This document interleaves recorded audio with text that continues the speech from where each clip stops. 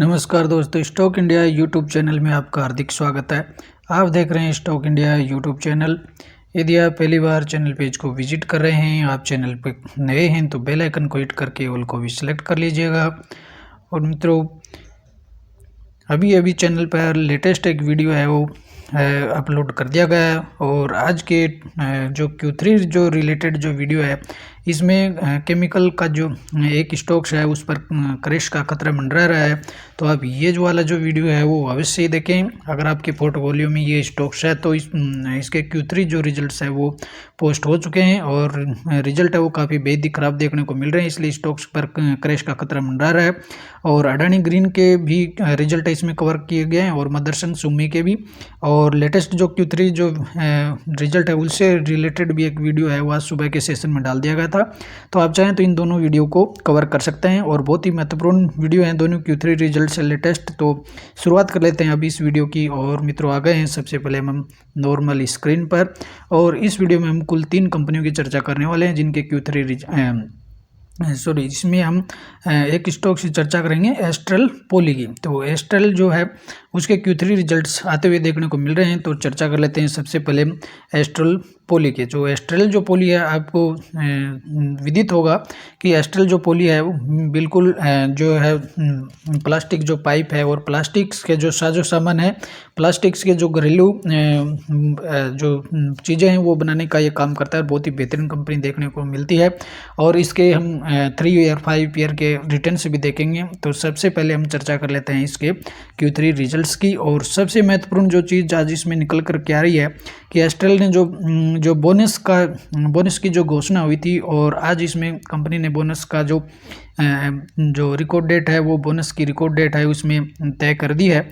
और record date के साथ साथ इसमें बोनस में कितने शेयर मिलेंगे ये भी इसमें बोर्ड ने क्लियर कर दिया है। तो यदि आपके पास आपका पोर्टफोलियो में आपके पास यदि इसके एस्ट्रल के 3 शेयर हैं तो आपको 3 के बदले 1 शेयर मिलने वाला है। तो अपनी इसका आर्टिकल्स भी देख लेते हैं। इसमें लिखा हुआ है recommended issue of bonus equity share in the proportion of 1:3, यानी that is 1 bonus equity share of RS1 is for every 3 fully paid up equity shares held. यानी अगर आप पोर्टफोलियो में 3 शेयर रखते हैं तो उसके बदले में आपको 1 शेयर मिलने वाला है। तो इसी रेशियो में आपके पोर्टफोलियो में जितने भी जो शेयर्स होंगे उसके अनुपात में आपके जो पोर्टफोलियो में ये शेयर है वो ऐड होते हुए देखने को मिलेंगे। और अब इसके लिए जो रिकॉर्ड डेट तय की गई है, रिकॉर्ड डेट कितनी है? Company has fixed date Tuesday March 14, 2023 as record date for the purpose of ascertaining the eligibility of the shareholders entitled for the issuance of bonus equity share। और bonus equity जो share है उसके लिए 14 का जो मार्च है वो रिकॉर्ड डेट फिक्स डेट की गई है। और तो ये जो आप डेट है वो ध्यान में रखें। और पहले से आपका अगर पोर्टफोलियो में है तो ये आपके अकाउंट में 3 के बदले 1 शेयर ऐड हो जाएगा। और यदि आप न्यू बाई करना चाहते हैं तो भी वो आप इस रिकॉर्ड डेट है वो 14 मार्च को ध्यान में रखते हुए उससे एक दिन पहले अगर आप ये स्टॉक्स है वो खरीद लेते हैं, परचेज कर लेते हैं, तो आपके आप इसके लिए बोनस शेयर के लिए इसके हकदार हो सकते हैं। और अब चर्चा कर लेते हैं Q3 रिजल्ट्स की और चलते हैं इसके Q3 रिजल्ट्स PDF पर। और आ गए हम इसके रिजल्ट PDF पर। और रिजल्ट PDF पर हम सबसे पहले देख लेते हैं इसकी रिजल्ट जो PDF है। हम सबसे पहले कंपनी का रेवेन्यू देखेंगे। तो इसमें रेवेन्यू फ्रॉम ऑपरेशंस और ये क्वार्टर दिसंबर 31 का, सितंबर 22 का और ये दिसंबर 21 का क्वार्टर। तो इसमें चर्चा कर लेते हैं। रेवेन्यू रहा है प्रेजेंट जो क्वार्टर उसमें रेवेन्यू रहा है 12,678 मिलियन और पिछले क्वार्टर में था 11,700 मिलियन और 21 में था दिसंबर 21 में 11,027 मिलियन। तो अगर इसकी बात करें तो ये 11,000 से बढ़कर के हो गया है 12,600। तो ईयर टू ईयर भी इसमें इंक्रीज हुआ है। और क्वार्टरली जो था पिछले क्वार्टर में 11,700 था, तो ये क्वार्टर ऑन क्वार्टर है वो डाउन देखने को मिल रहा है। और अब बात करें अगर टोटल इनकम की, तो टोटल जो इनकम का कॉलम भी हम देख लेते हैं। टोटल इनकम तो इसमें रहा प्रेजेंट क्वार्टर में 12,658, पिछले क्वार्टर में था 11,825 और दिसंबर 21 में था 11,089। यानी इसमें टोटल जो इनकम है वो करीबन बढ़ते हुए देखने को मिल रही है। 11,000 से बढ़कर के हो गई है 11,000 से बढ़कर के 12,000 टोटल इनकम देखने को मिल रही है। और क्वार्टरली भी 11,825 से बढ़कर के हो गई 12,658। तो ईयर टू ईयर भी बढ़ते हुए देखने को मिल रही है और क्वार्टरली भी ये बढ़ती हुई देखने को मिल रही है। तो ये एक अच्छी बात है कि कंपनी के क्वार्टरली भी रेवेन्यू बढ़ा है और ईयरली भी बढ़ा है। और अब बात कर लेते हैं इसके कुल खर्चे की। कंपनी ने कुल टोटल इस क्वार्टर में कितना खर्चा किया, तो ये रहा टोटल एक्सपेंसिव का कॉलम।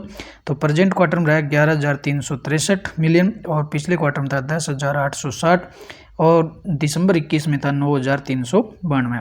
तो इसका जो खर्चे हैं वो तो ईयरली भी बढ़े हैं और क्वार्टरली भी बढ़ते हुए देखने को मिल रहे हैं। ईयरली भी बढ़ गए हैं और क्वार्टरली भी बढ़ते हुए देखने को मिल रहे हैं।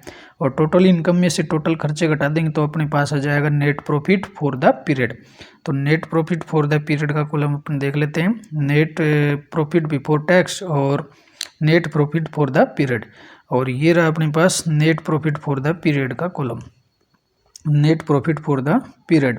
और प्रेजेंट क्वार्टर में रहा है 949 मिलियन और पिछले क्वार्टर में था 720 और दिसंबर 21 में था 1279।